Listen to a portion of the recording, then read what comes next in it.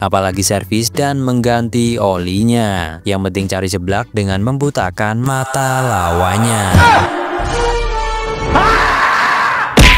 Alhasil CB seperti inilah yang dibuat AHM untuk kita-kita semua, yang katanya sudah sesuai dengan selera masyarakat Indonesia. Dan untuk desain cafe racernya, AHM ngasih ini. Walaupun desainnya masih kurang pas, buat ngapel juga kurang pantas, tapi paling tidak kualitasnya tidak seperti buatan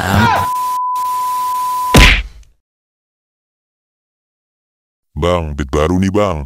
Vario baru nih bang. Bener motor Matic Honda baru nggak nih bang? Banyak juga yang DM tentang motor ini, dan banyak pula yang menyangka kalau ini Vario terbaru. Tidak heran, karena banyak yang mengupload ulang video ini dengan caption yang menyesatkan, seperti Inilah Honda Beat terbaru 2025. Ini dia Vario yang tidak lagi pakai ESA. dan masih banyak lagi. Karena itu, mari kita bahas di video ini.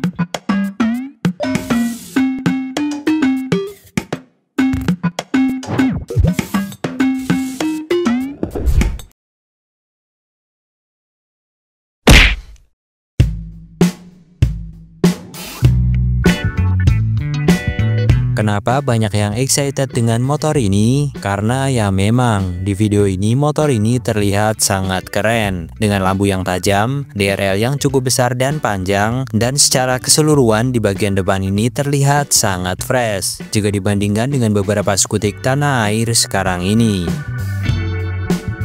Dan desain seperti inilah yang memang digemari di Indonesia sampai saat ini. Nah, tetapi di judul atau thumbnail, kenapa kami bilang motor ini tidak akan laku di Indonesia? Mari kita bahas lebih dalam tentang selera desain masyarakat Nusantara. Desain runcing sudah cukup lama digemari di Indonesia. Dengan desain seperti ini, sebuah motor jadi terkesan agresif dan futuristik.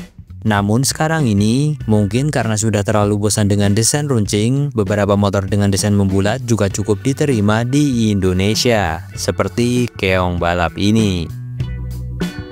Tetapi itu sebagian, bahkan mungkin sebagian kecil, karena yang paling laku ya tetap motor-motor ini juga ini, yang mana itu semua memiliki desain tegas meruncing.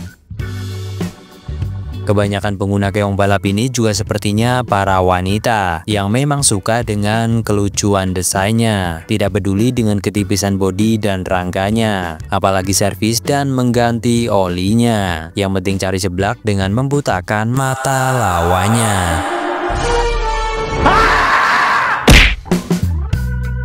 Kembali ke desain runcing. Kesukaan desain meruncing seperti inilah yang membuat desain seperti X-Motion ini gagal masuk ke Indonesia. Walaupun sebagian sangat suka desain ini, tapi sebagian besar lainnya tidak suka karena dianggap kuno dan tidak futuristik. Walaupun tren cafe racer di Indonesia pada saat itu sangat menggeliat, tetapi kenapa AHM tidak melokalkan Honda CB X-Motion ini? Jawabannya ya karena Honda tahu ini nggak akan laku.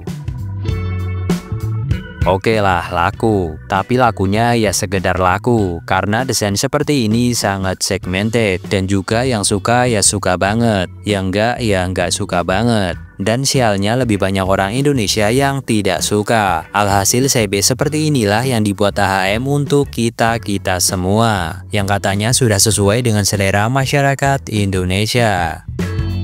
Dan untuk desain cafe racernya, AHM ngasih ini.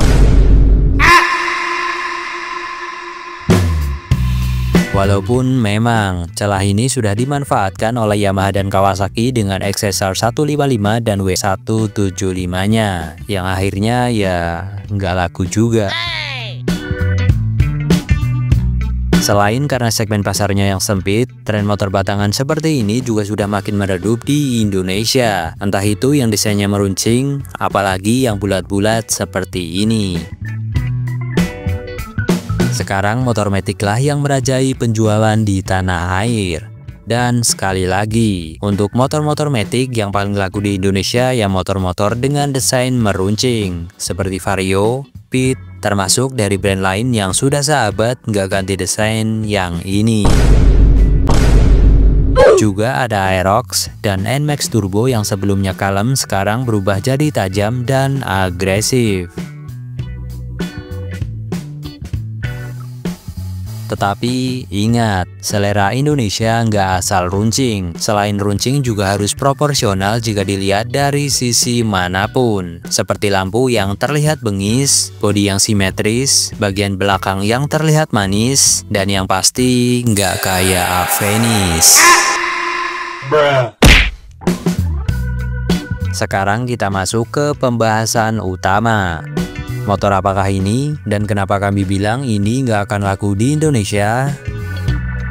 Skutik dengan model lampu gada yang tajam dan moge look memang sudah menjadi ciri khas dan karakteristik Honda Vario. Tapi sebenarnya model lampu tersebut bukan hanya paten milik Vario, karena di luaran sana sudah cukup banyak produk skutik Honda yang memiliki karakteristik tersebut. Sebut saja Honda Gracia di India, Honda Elite di Brasil, Honda Airblade 160 di Vietnam, dan yang akan kita bahas di sini adalah Honda NX125RX dari Cina yang rilis tahun 2024 lalu. Desain lampunya memang memiliki karakteristik yang mirip dengan Vario, malah bisa dibilang ini lebih keren dan unik jika dilihat dari depan. Tetapi jika kita bergeser ke samping, kocak. Apakah kalian suka dengan desain ini? Kami yakin sih tidak. Inilah kenapa kami bilang motor ini nggak akan laku di Indonesia. Lihat tuh spakbor belakangnya. Ini lebih terlihat seperti burung breednya teman kalian yang obesitas. Karena super mini dan sama sekali nggak proporsional. Malah menurut kami lebih baik desain sebelumnya yang bodinya masih lumayan ramping, walaupun rodanya ya tetap aja kebanting.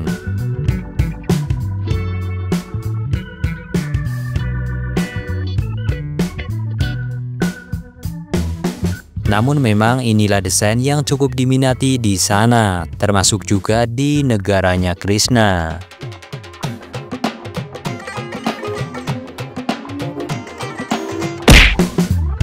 Desain skutik seperti ini sudah sangat umum di sana. Bahkan mungkin hampir semua skutik Cina dan India seperti ini. Adapun skutik dengan velg 12-14 inci tapak lebar memang sudah menjadi ciri khas dan selera pasar di Asia Tenggara, seperti Thailand, Vietnam, Filipina, termasuk negara kita.